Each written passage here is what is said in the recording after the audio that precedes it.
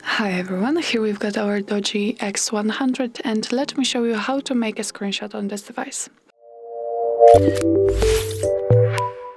So the rule to make a screenshot is simply to hold the power button and volume down button together for a while, actually until you will see that the screen flashes.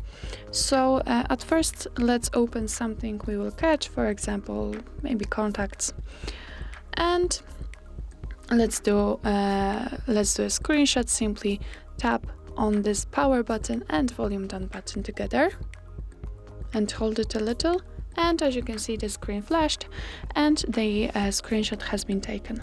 Let's get back and open something more, for example maybe Play Store, and do the same. So the power button and the volume down button together, and the screen flashed again. Let's get back. If you want to find your screenshots, simply go to the gallery. Let's get back, and here as you can see we've got the screenshot album. So let's click on this, and here we've got our screenshots.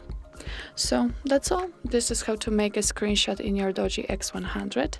Thank you so much for watching. I hope that this video was helpful, and if it was, please hit the subscribe button and leave the thumbs up.